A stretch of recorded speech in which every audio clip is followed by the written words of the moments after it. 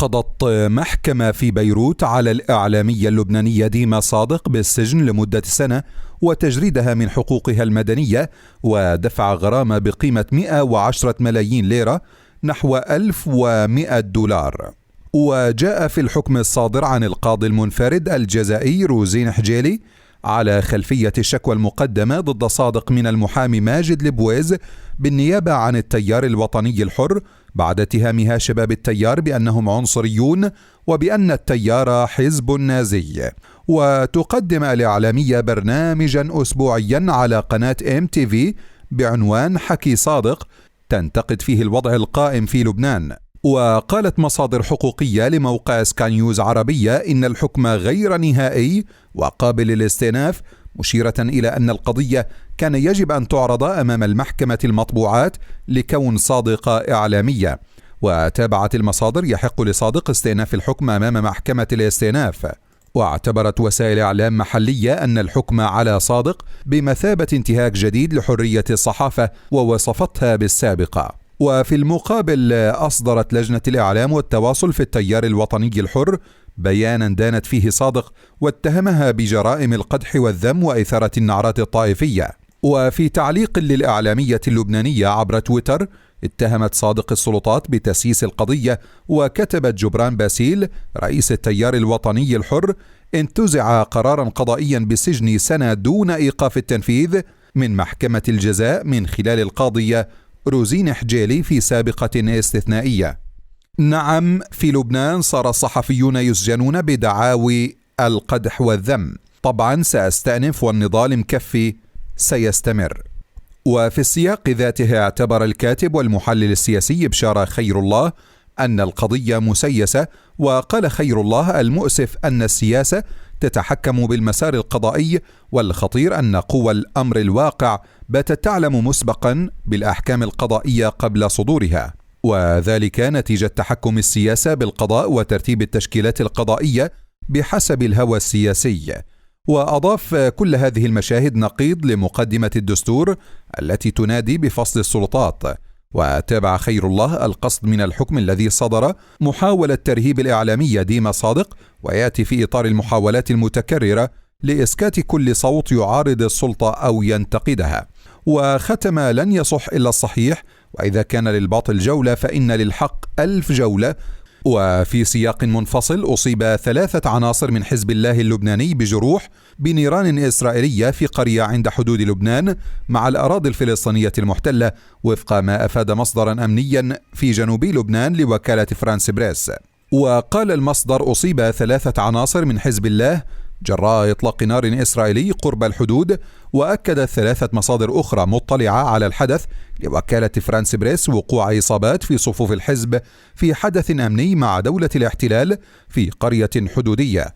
وقال مصدر مطلع في الجيش اللبناني إن هناك استنفارا أمنيا على الحدود من قبل عناصرنا وعناصر اليونيفيل، ويجري التحقيق فيما حصل ومنع المواطنين من الاقتراب من السياج.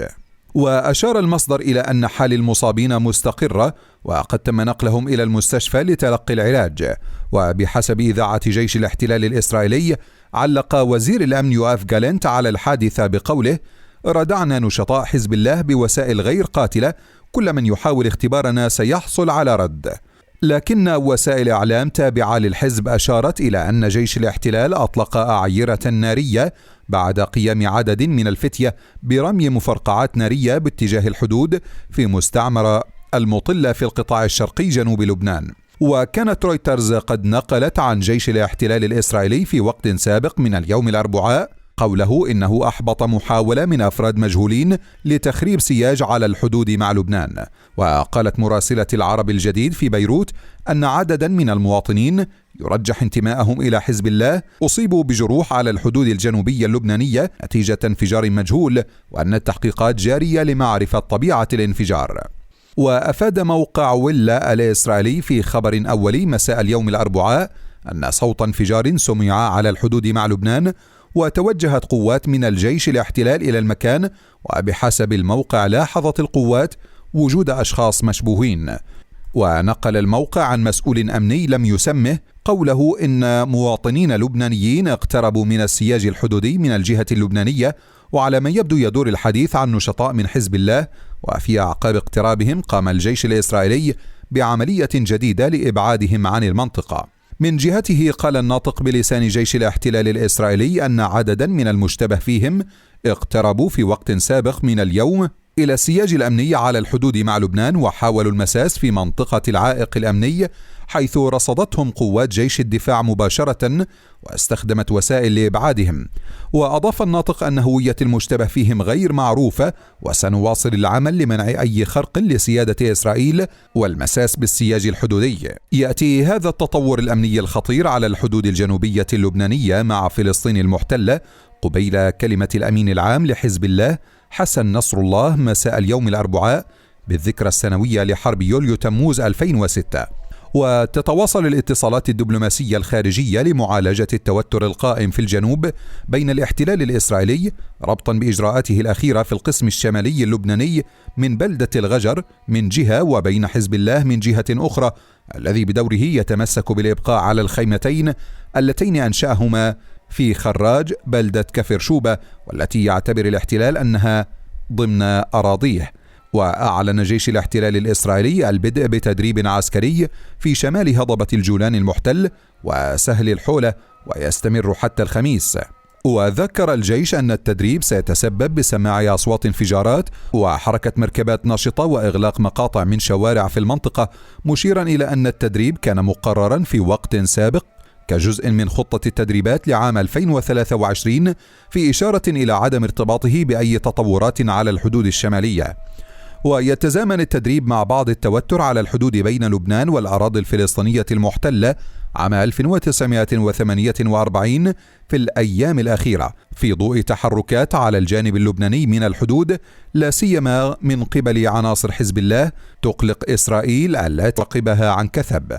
ويوم أمس كشفت إذاعة جيش الاحتلال أن العشرات من جنود الجيش اللبناني وعناصر حزب الله اقتحموا الأربعاء الماضي الحدود ومكثوا داخل منطقة تعتبرها إسرائيل تحت سيادتها لمدة 20 دقيقة قبل أن يغادروها لاحقا بعد التواصل الإسرائيلي مع قيادة القوات الدولية في جنوب لبنان اليونيفيل.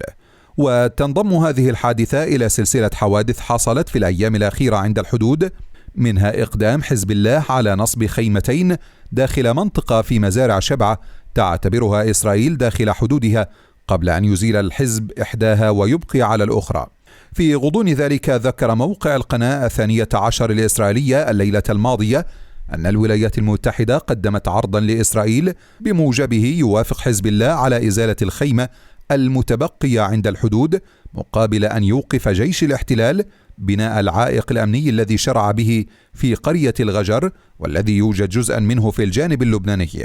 وذكرت القناة أن حزب الله يرى ببناء السياج انتهاكا لسيادة لبنان، وعليه تشير تقديرات إسرائيلية إلى أن إطلاق صاروخ مضاد للدبابات في الأسبوع الماضي لم يأتي من فراغ. وادعى موقع القناة 12 أن الأمين العام لحزب الله اللبناني حسن نصر الله يرى أن هذا الوضع يشكل فرصة، مشيرا إلى أن نصر الله لم يكن على علم بنصب الخيمة داخل الأراضي الإسرائيلية، وعلم بذلك فقط بعد توجه إسرائيل لليونيفيل، ما أثار انتباهه إلى أن ثمة وضعا جديدا قد نشأ يمكنه محاولة الاستفادة منه بحسب قول الموقع.